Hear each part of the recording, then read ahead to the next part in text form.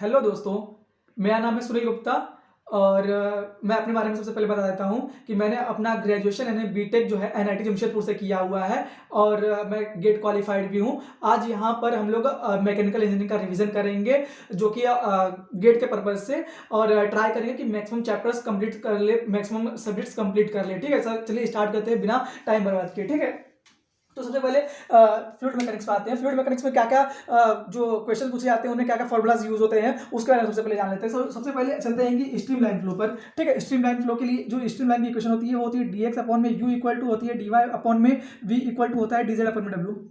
ठीक है, dx upon में u equal to dy upon में dz इक्वल टू w होता है। ठीक है, दूसरा ये जान लेते हैं कि जो स्ट्रीम लाइन का जो स्लोप होता है इनटू इक्विपोटेंशियल लाइन का स्लोप जो होता है दोनों का प्रोडक्ट जो होता है -1 होता है।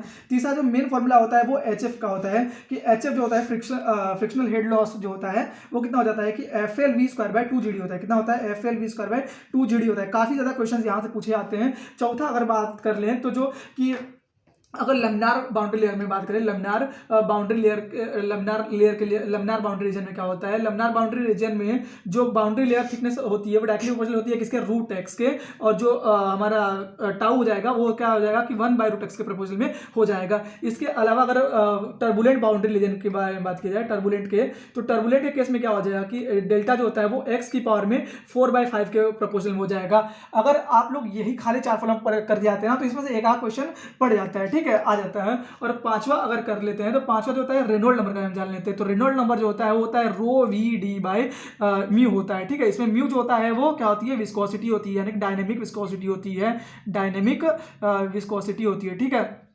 और ये डी जो होता है वो क्या हो जाता है? डी की वैल्यू जो होती है 4a/p हो जाती है। कितनी हो जाती है? 4a/p हो जाती है। चलिए आते हैं अब सोम के बारे में कर लेते हैं। तो सोम में सबसे पहला फॉर्मूला जो होता है वो होता है स्ट्रेस का। स्ट्रेस इक्वल टू होता है कि internal resisting force per unit area होता है। ठीक है, internal resisting force per unit area होता है। दूसरा जो फॉर्मूला होता है बेंडिंग का हम जान लेते हैं। तो बेंडिंग में क्या होता है कि सिग्मा b/y इक्वल टू होता है m/i इक्वल टू होता है e/r होता है। ठीक है, e/r होता है। अच्छा, कभी कभी क्या होता है पूछ लिया जाता है कि स्ट्रेन क्या होगा, तो स्ट्रेन कहाँ से निकाला जाता है? स्ट्रेन जो होता है कि ये दोनों क्वेश्चन को पकड़ लिया जाएगा, सिग्मा b/y इक्वल टू हो जाएगा e/r। अब यहाँ से क्या हो जाएगा कि स्ट्रेन की वैल्यू निकल के आ जाएगी। कितनी आ जाएगी स्ट्रेन की वैल्यू? सिग्मा b/e आ जाएगा। ठीक है, तो कितना आ जाएगा? वो आ जाएगा y/r। तो लोगों को स्ट्रेस का फॉर्मूला पता होता है, यहाँ से निकाल लेते हैं, लेकिन वो स्ट्रेन का नहीं जान पाते कि स्ट्रेन कहाँ से निकाला। अच्छा, y जो होता है वो डिस्टेंस होता है फ्रॉम द न्यूट्रल एक्सिस, ये दिमाग में रखिएगा, y is the distance from the neutral axis से होता है। ठीक है, तीसरा फॉर्मूला टॉर्जन के बारे में चले जाते हैं। टॉर्जन इक्वेशन जो होती है τ/r इक्वल टू जो होता है वो होता है कि t/j इक्वल टू जो होता है वो g(θ/l) होता है। ठीक है, g(θ/l) होता है। ठीक है, चौथे फॉर्मूले पर आ जाते हैं जो कि हम लोग कभी मतलब एक रेक्टेंगुलर बीम है। ठीक है, जिस पर ट्रांसवर्स लोड लगाया गया है तो उसमें उस केस में शियर स्ट्रेस क्या होता है? तो शियर स्ट्रेस जो होता है उसकी जो मैक्सिमम वैल्यू आती है वो आती है 3/2 ऑफ द टाउ एवरेज आती है। कितनी आती है? 3/2 ऑफ द टाउ एवरेज आती है।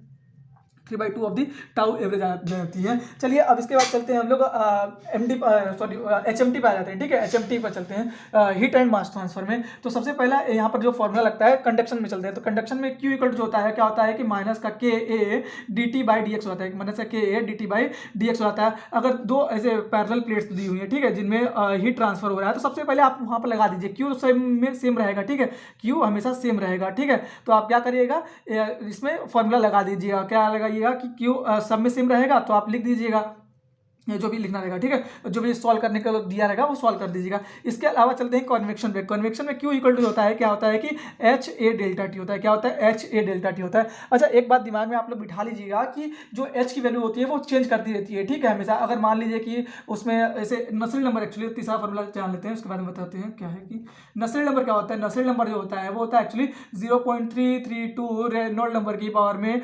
1/2 प्रेंटल नंबर की पावर में 1/3। ठीक है, अब ये नसेल्ट नंबर जो होता है वो होता है HD/KF होता है। कितना हो जाता है कि HD/KF हो जाता है। ठीक है, और D की वैल्यू मैंने बताया था 4a/p होती है। ठीक है, तो D की वैल्यू पता होगी, KF की वैल्यू दी होती है। ठीक है, रेनॉल्ड नंबर भी आप कैलकुलेट कर लेंगे रो वी डी बाई म्यू से। प्रेंटल नंबर जो होता है उसके बारे में जान लेते हैं। तो ये हो गया नसेल्ट नंबर। ठीक है, तो ये हो गया चौथा फॉर्मूला।